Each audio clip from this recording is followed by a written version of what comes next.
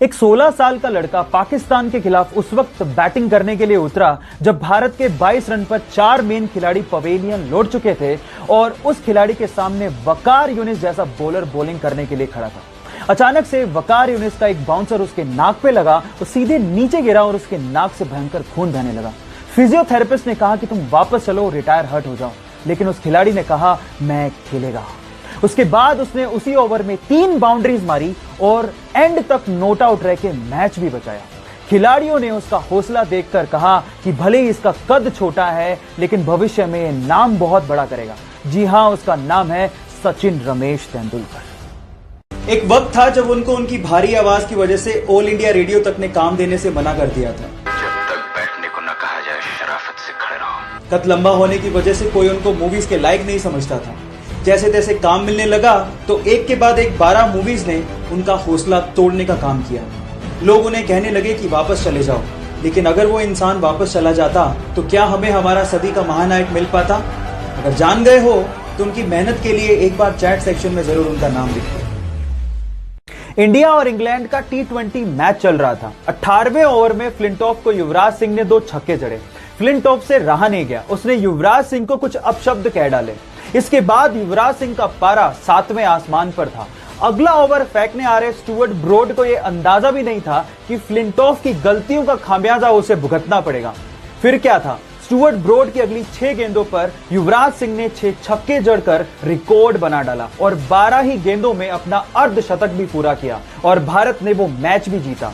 Guys, यहां सीखने लायक बात यह है कि युवराज सिंह ने अपना पूरा गुस्सा परफॉर्मेंस करके निकाला। आप लोग याद रखिए कि आपकी सक्सेस ही विरोधियों के लिए जवाब है।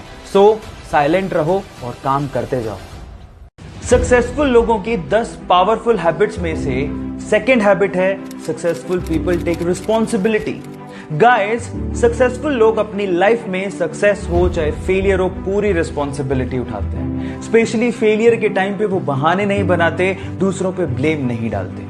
आप याद रखिए कि सेटबैक और फेलियर सबकी लाइफ में आते हैं, लेकिन ये आप पे डिपेंड करता है कि आप दूसरों पे बहाने बनाकर, दूसरों पे ब्लेम डालकर बाहर निकलना चाहते हैं या फिर अपने फेलियर से सीखना चाहते हैं और फिर आगे बढ़ना चाहते हैं। गाइस, गिरता हर कोई, लेकिन गिर के उठने वाले कोई सिकंदर कहते हैं। सो हैबिट नंबर 3 के लिए मुझे फॉलो करना मत भूलिएगा। मिलते हैं अगली वीडियो में। एक कॉलेज ड्रॉप आउट बंदे ने अपने दोस्त के साथ मिलकर घर के गैराज में एक इलेक्ट्रॉनिक और कंप्यूटर बनाने की कंपनी शुरू की।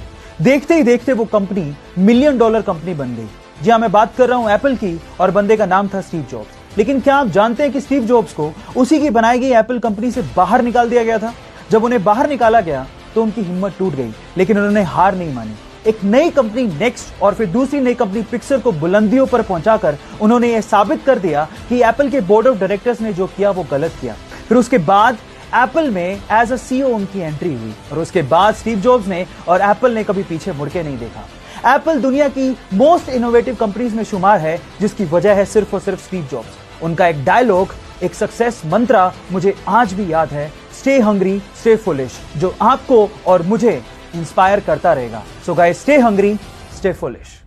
उसका सपना था कि हर एक आम इंसान भी स्पेस की सैर कर सके। वो सस्ते कमर्शियल स्पेस व्हीकल बनाना चाहता था। इसके लिए उसने अपनी कमाई का 70% पार्ट एक कंपनी में लगाया जिसका नाम था SpaceX। लेकिन शुरू के 3 रॉकेट लॉन्च अर्थ के एटमॉस्फेयर में ही तबाह हो गए। तब एक इंटरव्यू में उससे कहा गया कि अमेरिकन तुम्हारे आइडियाज पे बिलीव नहीं करते, तुम्हें अपना काम बंद कर देना चाहिए। उस वक्त उसकी आंखों में आंसू थे, लेकिन उसने कहा I will never give up.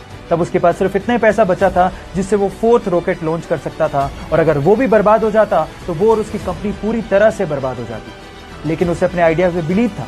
Finally उसका 4th रॉकेट लॉन्च एकदम सक्सेसफुल गया और उसके बाद नासा ने उसे $1.6 बिलियन का इन्वेस्टमेंट दिया। जी हाँ, उसका नाम है एलोन मस्क। इसलिए कहते हैं ना guys, if you have a believe in your ideas, never give up, one day you will be successful. आजकल का लाइफ बड़ा स्ट्रेसफुल है। स्टडी का टेंशन, करियर का टेंशन, लाइफ का टेंशन। ओ माय गॉड, हटाते हैं इसको। हंस ही नहीं पा रहे, नेचुरल तो हंस नहीं पा रहे, लेकिन आर्टिफिशियली केमिस्ट्री में एक ऐसी गैस है जो आपको हंसाती है। उस गैस को हम लोग लाफिंग गैस कहते हैं।